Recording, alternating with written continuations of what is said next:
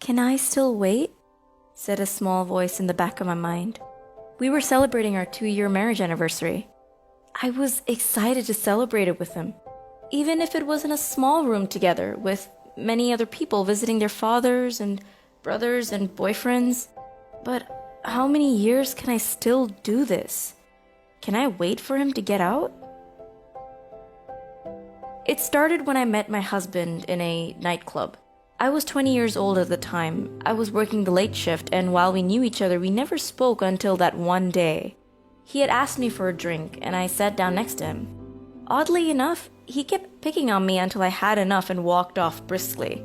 Now that I look back, he was just being cheeky to get my attention. But boy, was I annoyed at that time. A few weeks had passed, and he had asked me to dinner, and I said yes.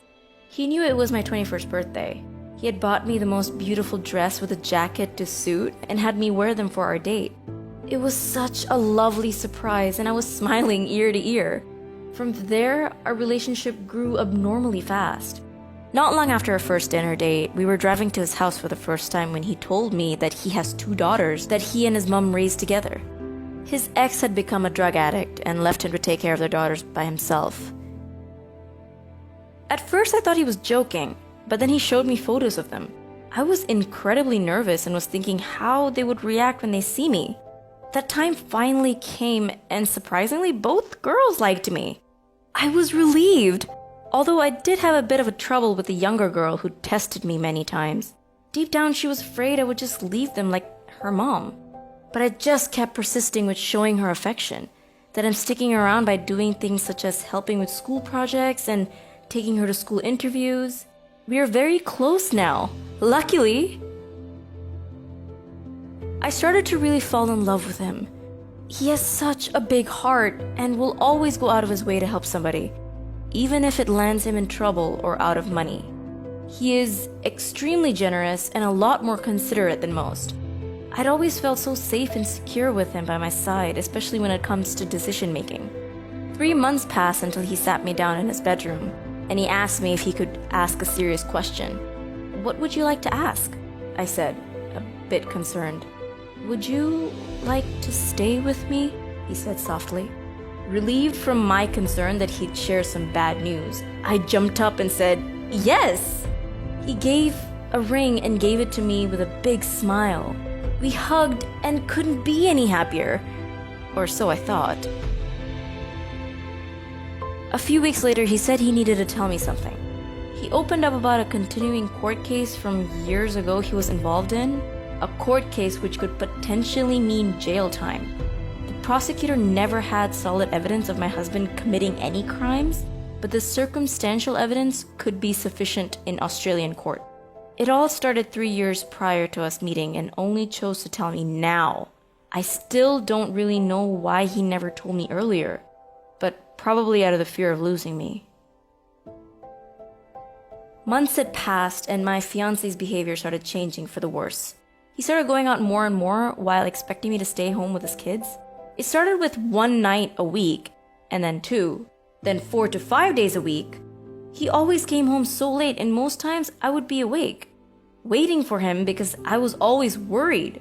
Whenever I used to call him, his phone would always be off. He started becoming angrier and angrier, which affected not only our relationship, but his children too. What had happened to this loving and caring man? Why did he start treating me this way, and why couldn't we deal with his problems together? But I was young, and I felt I was only doing the right thing by trying to make my man happy. Isn't that what a happy relationship was all about?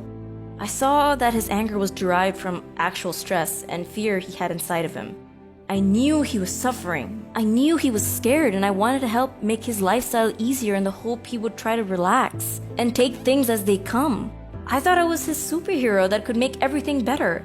At one point, we even impulsively decided to elope, just the 2 of us, and came back married. We only had a witness, no other people.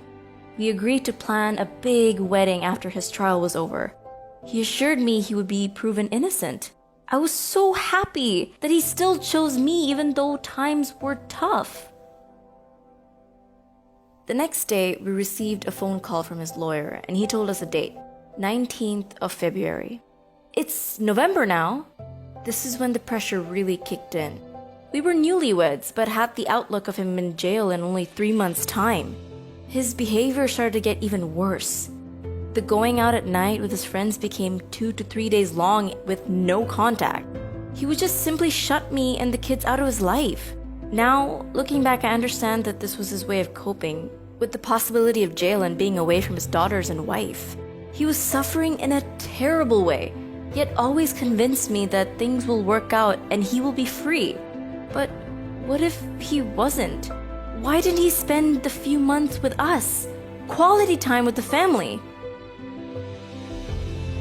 Then there was me, a young woman barely in her 20s, looking after his kids with his mom, taking them to school, juggling my job, my social life. Things started to take a toll on me, while at the same time my husband was the angriest and the most stressed I had ever seen him. My friends and family declared me crazy to stay with him. They saw the situation as a young girl being involved with a criminal. They constantly told me to stand up for myself and chose a different life. I was judged a lot and had a lot of critical comments made, but I loved him and I trusted him. I knew that much. Despite all the disrespectful comments and unfair rumors, I just said what I believed. He was innocent. The trial date had arrived. He did not say a single word to me as I drove us to court.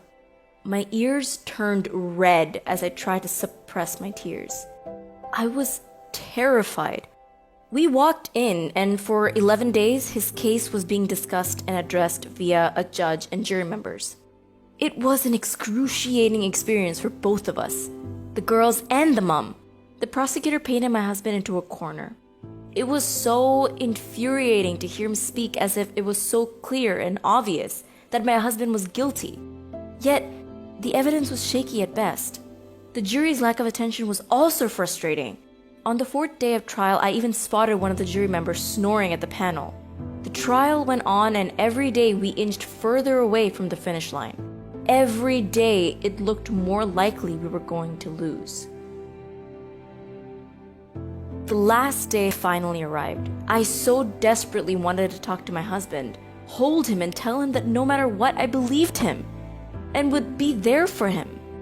But all my husband said was, "Do not talk to me, do not even look at me." I was hysterical but silent. I was driving, about to park my car, when he said this. I remember staring deeply into my wrists that had turned white from holding the steering wheel too tightly. Tears kept streaming from my face, yet I did not make the slightest sound and turned my head slightly away. He got out of the car and stormed off, and that's when I broke down. Why did he push me away? Did he want me to leave him and choose another life?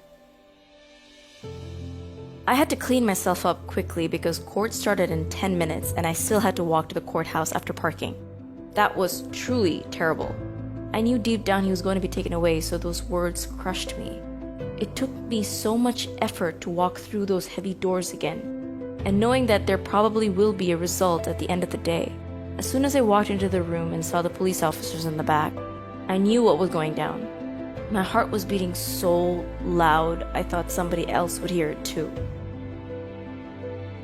He got 10 years jail sentence, 7 without parole. As the police officers took him away, I had to remain strong for his daughters who had burst out in tears next to me. Not only that, 3 women jury members left the room crying too. One of them even went to my husband's lawyer and told him she was uncomfortable with the decision. I was so angry when I found out because the rule was for the jury members to agree with each other 100%. This was so unfair. I felt so angry and so powerless. His daughters were 8 and 9 at the time. I tried to explain what had happened to their father in the best way that I could. I explained I and their grandmother would take care of them now. They just nodded, remaining silent. As I was explaining to his daughters, the conviction and 10 years started to trickle into my reality. Can we do this? Can I wait this long? Did he really commit these crimes? Was I wrong about him? These questions kept spinning in my head, and the worst part was that we didn't hear from him for about 3 days. They had to relocate him and settle him to a correctional facility and didn't allow any outside contact.